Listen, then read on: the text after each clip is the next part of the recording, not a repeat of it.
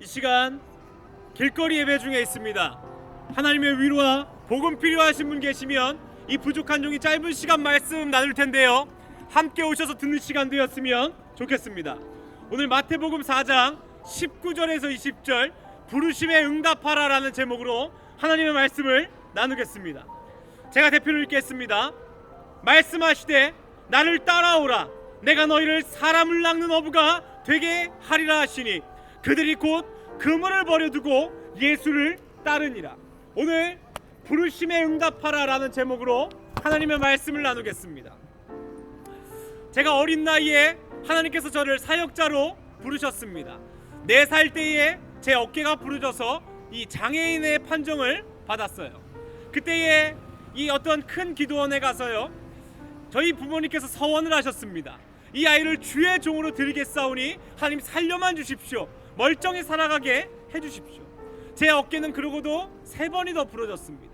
근데 놀랍게도요, 하나님께서요 낫게 하셨습니다. 병원에서도 포기하고 모두가 안 된다고 했던 것을 주께서 낫게 하셨습니다. 그리고요, 그 서원대로 저는 주의 종이 되기로 하였습니다.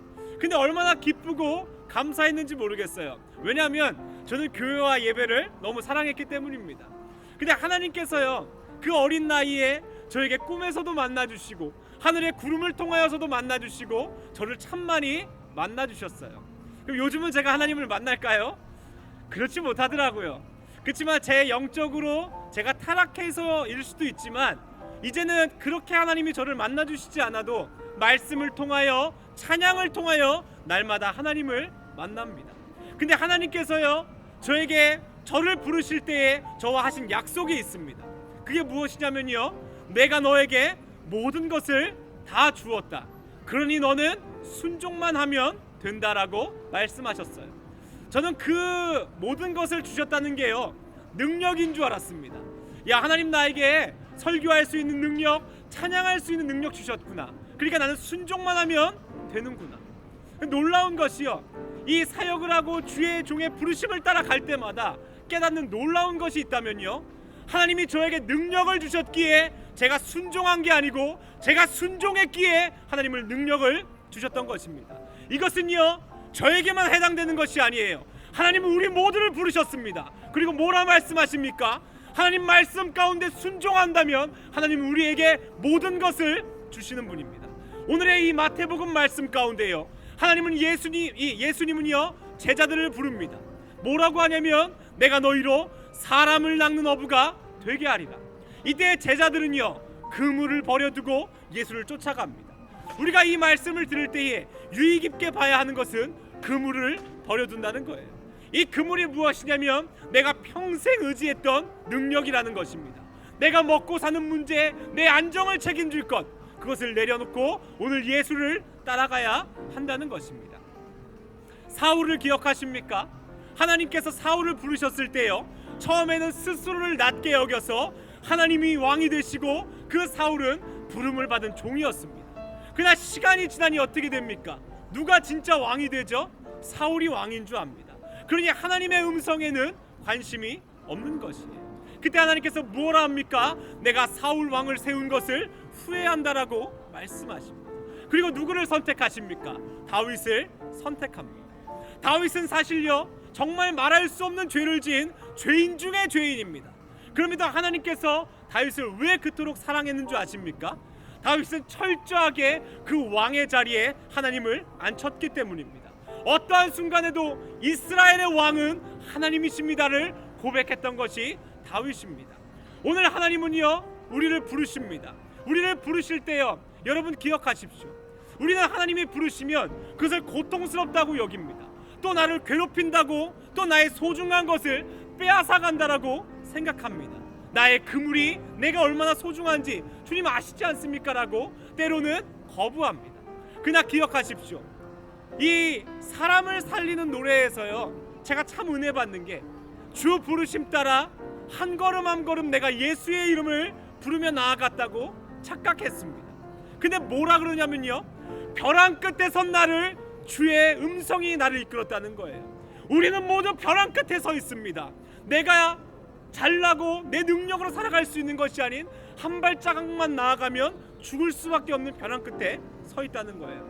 근데 오늘 예수님 뭐라고 합니까? 나를 따라오라고 하십니다. 우리가 죽을까봐, 우리가 위험할까봐, 우리가 살아갈 수 있는 능력이 없는 어린 양과 같아서 주님은 오늘 우리를 부르시는 겁니다. 그 부르심에 순종한다면 하나님 우리에게 모든 것을 주시는 분입니다.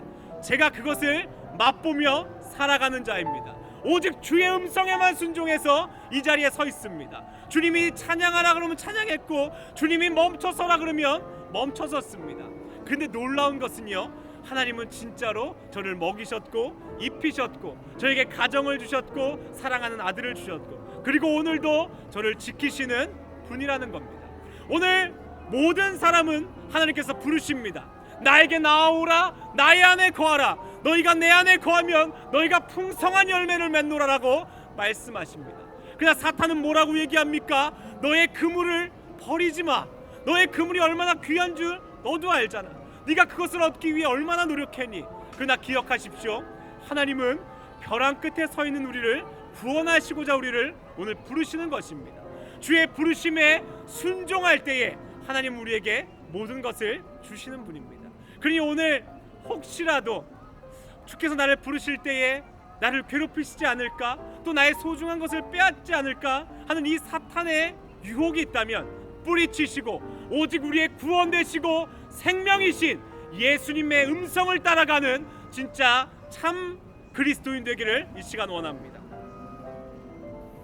이제 같이 한번 기도하겠습니다. 양은요, 눈도 어둡고 귀도 들리지 않습니다. 그런데 우리 예수님이 어떤 분이냐면요, 보지도 못하고 듣지도 못하는 나를 끝까지 찾아오셔서 인도하시는 분입니다.